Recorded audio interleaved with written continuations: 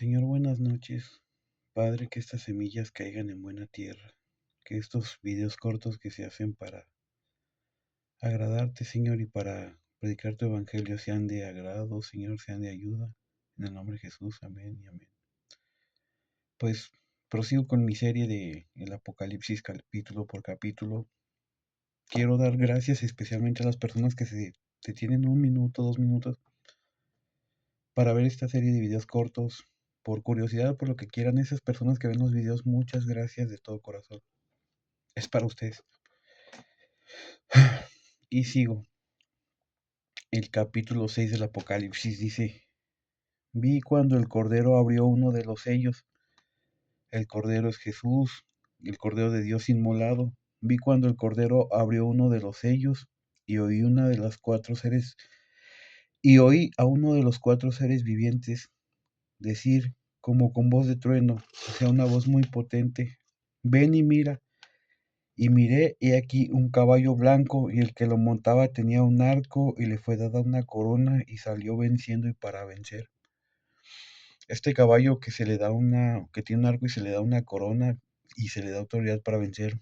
Los hermanos que me arrebasan, eruditos, teólogos respetables, el hermano David Damon, el hermano Alducin, concuerdan en que este es el anticristo.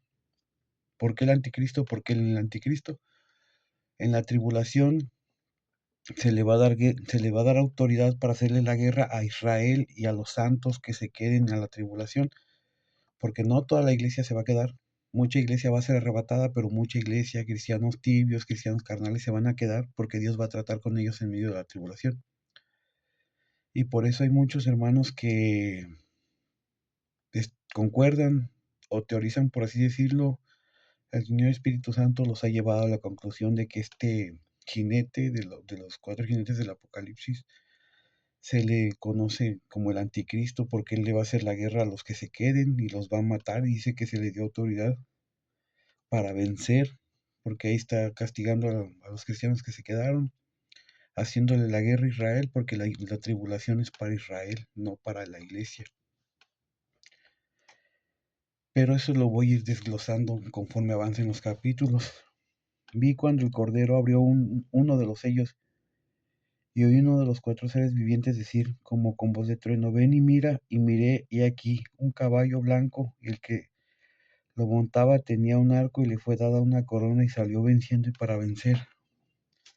Cuando abrí el segundo sello, oí el segundo ser viviente que decía: ven y mira. Y salió otro caballo bermejo, y el que lo montaba le fue dado poder para quitar la tierra, la paz, y que se maten unos a otros, y se le dio una gran espada. Pues este jinete es un espíritu que se le va a dar autoridad, como cuando Dios le dio autoridad al destructor en Egipto para que matara y castigara a los primogénitos egipcios. Ahora este espíritu se le va a dar autoridad para que termine de desatar la guerra y se empiecen a matar en contra, unos contra otros, porque ahí Dios ya no va a estar interviniendo por los cristianos que se quedaron. Se podría decir que Dios no es que los abandone a su suerte, sino que los va a dejar un momento, porque en medio de la tribulación la salvación va a tener un precio, y al que no niegue a Jesús lo van a matar ahí en la tribulación, pero va a tener la salvación y va a estar con el Señor en la eternidad. Versículo 4: y salió otro caballo bermejo, y al que lo montaba le fue dado poder de quitar de la tierra la paz, y que se mataran los unos a otros, y se le dio una gran espada. Y cuando abrió el tercer sello, oí al tercer ser viviente que decía: ven y mira. Y miré, y aquí un caballo negro, y el que lo montaba tenía una balanza en la mano. Y oí una voz en medio de los 4 seres vivientes que decía: 2 libras de trigo por un denario, y 6 libras de cebada por un denario, pero no dañes el aceite y el vino. Este personaje, va a hacer algo en la economía global, la va a dañar, se va a derribar, porque hay que tener en cuenta que Yeshua, cuando Cuando habla de la venida del Hijo del Hombre, dice que será como en los días de Noé y que la gente va a estar comprando, va a seguir haciendo su vida normal. Los cristianos van a desaparecer y la gente va a decir, no, pues que fue una abducción alienígena o una tontería así, van a querer para justificar la desaparición de los cristianos. Pero cuando pues la gente va a seguir haciendo su vida normal, ¿no? Y dice, va a aparecer este ser que va a dañar la economía mundial. Por eso dice que lleva una balanza y dice 2 libras de trigo por 1 denario y 6 libras de cebada por 1 denario, pero no dañes ni el vino ni el aceite. ¿Por qué? Porque va a ser lo justo, ¿no? Que tanto hombre avaro que nunca se preocupó por Dios se quede ahí y reciba el pago justo por haberse preocupado por el dinero, por no haberle importado robar a otros. Ahí va a estar pagando. Verso 7 dice, cuando abrí el cuarto sello, oí la voz del cuarto ser viviente que decía, ven y mira. Y miré, y he aquí un caballo amarillo, y el que lo montaba tenía por nombre Muerte, y el Hades le seguía, y le fue dada potestad sobre la cuarta parte de la tierra para matar con espada y con hambre y con mortandad y con las fieras de la tierra. La muerte va a tener autoridad para desatarse sobre la tierra con enfermedad, con hambre, por eso dice con pestes como la peste bubónica, la peste negra. Se van a desatar nuevas enfermedades patentadas por el ser humano y se va a desatar una mortandad sobre la tierra, porque hay que entender que en este momento se podría decir que Dios ya abandonó la tierra. No está el Señor Espíritu Santo, no está Jesús. La tierra está totalmente a merced de Satanás y de sus demonios y de lo que él quiera hacer con los que se quedaron a la tribulación. El precio para salir de la tribulación es arrepentirse y creer en Jesús, pero va a haber gente trabajando para el Satanás, para el anticristo, y va a decir, probablemente les van a preguntar que si ahora sí crees en Jesús, y tú vas a decir, sí, te van a matar al instante. A la gente que se queda en la tribulación los van a matar al instante, pero van a tener su salvación segura. Por eso dice en el verso 8, y miré y aquí un caballo amarillo, y el que lo montaba tenía por nombre Muerte, y el Hades le seguía. O sea, el Hades en la Biblia no es el infierno, como lo pintan en la mitología griega. El Hades es el lugar donde están los muertos, los que mueren sin Jesús. Y hay que entender que en este momento el infierno ya no está funcionando. O sea, el Hades se podría decir que es una morada temporal para los muertos, porque ahí el infierno no está recibiendo gente, y los que van a la eternidad son los que salen de la tribulación o los que se arrepienten y son asesinados ahí en la tribulación. Por eso dice que el Hades lo seguía y que le fue dada potestad sobre la cuarta parte de la tierra para matar con espada, o sea, con guerras, con hambre, con mortandad y con las fieras de la tierra. Va el verso 9 y dice, cuando abrió el quinto sello, vi bajo el altar de las almas de los que habían sido muertos por causa de la palabra de Dios y por el testimonio que tenían. Este verso 9, cuando dice, cuando abrió el quinto sello y vi bajo el altar las almas de los que habían muerto por causa de la palabra de Dios y por el testimonio que tenían, y clamaban a gran voz diciendo, ¿hasta cuándo, Señor santo y verdadero, no juzgas y venga nuestra sangre en los que moran en la tierra?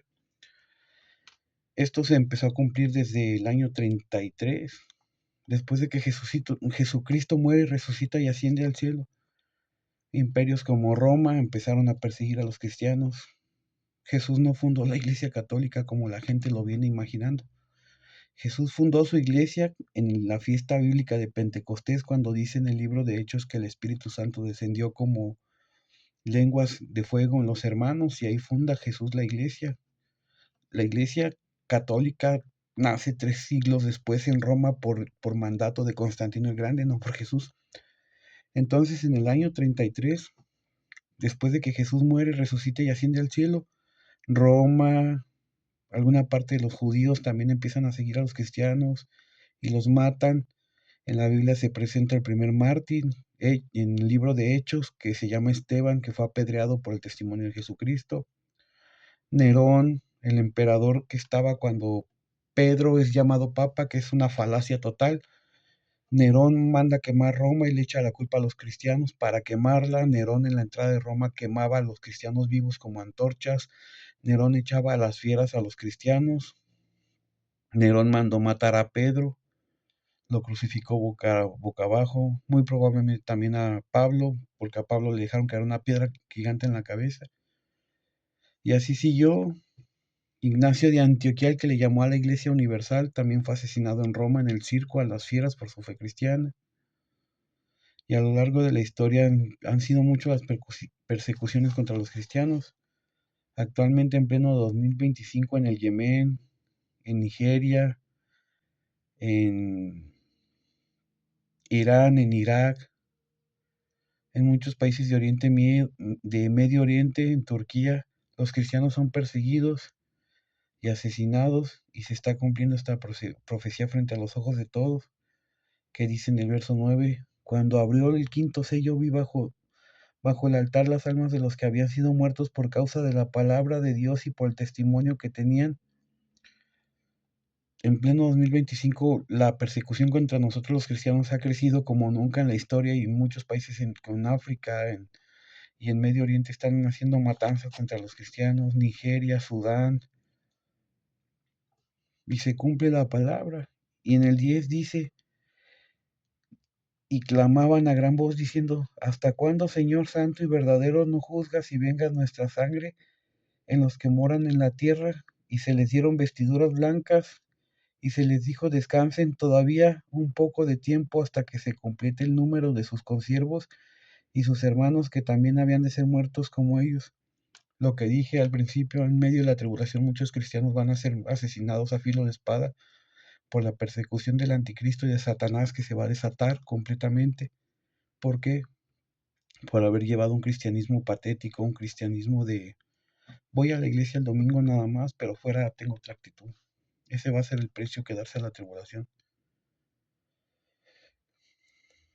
Y creo que aún estamos a tiempo como iglesia de cambiar muchas cosas. Yo mucho tiempo tuve esa actitud de cristiano mediocre. Por eso ahorita estoy haciendo lo que puedo, enseñando la palabra, hablando abiertamente de Jesús, para salir de esa condición y no quedarme en la tribulación. A mí no me gustaría quedarme en la tribulación. Y si el Señor prometió que nos va a quitar de en medio de la tierra antes de que se desate el juicio y la ira de Dios, Él lo va a cumplir. Por eso debemos velar y orar.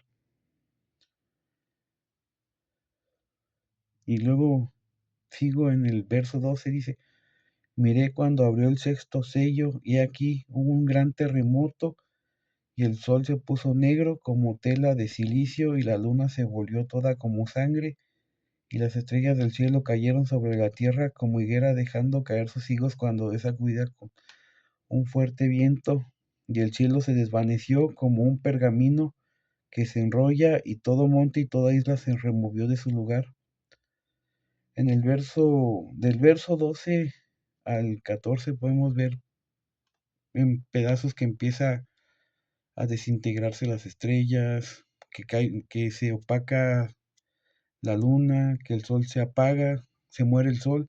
Científicamente está comprobado que nuestro sol va a morir se teoriza que nuestro sol se va a apagar como en 3.13 mil billones de años, porque nuestro sol es una esfera que funciona a base de energía calorífica o el barión, que es como miles de bombas atómicas estallando al mismo tiempo. No es fuego, es radiación, es energía atómica. Es como la bomba nuclear de Hiroshima o Nagasaki, pero miles de millones al mismo tiempo. Es lo que hace que nuestro sol dé calor.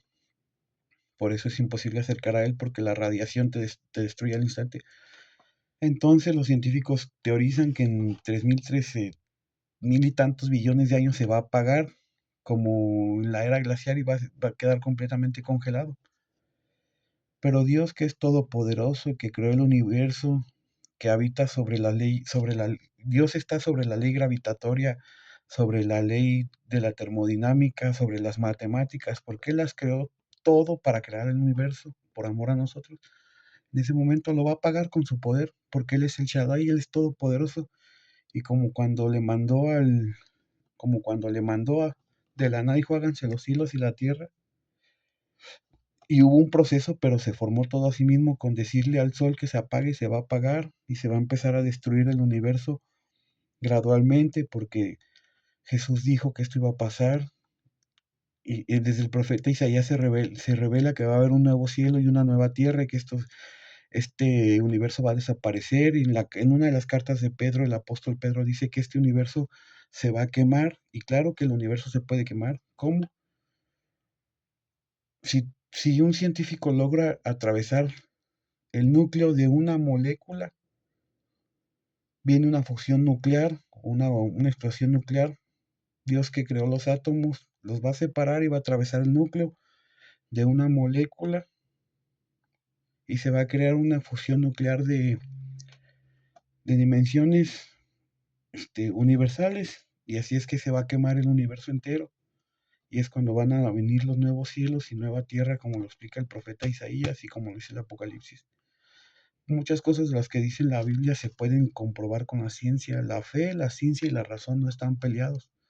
Los que están peleados son los ateos de Internet, que no comprenden estas cosas y que no las entienden, que no comprenden leyes básicas como la ley de la termodinámica o la ley de la gravedad, que no están ahí por casualidad, que tuvieron un principio, y que es lo que se conoce en la ciencia como causalidad, que tuvo que haber una causa principal para que el universo viniera a ser, y detrás de esa causa existe una mente creadora que en el deísmo no se conoce como el Dios de la Biblia, se conoce como un ser superior, pero le da la validez de que ese ser superior, que fue causalidad y creó las leyes de la termodinámica, se manifestó a través de la persona de Jesús y nos reveló todo.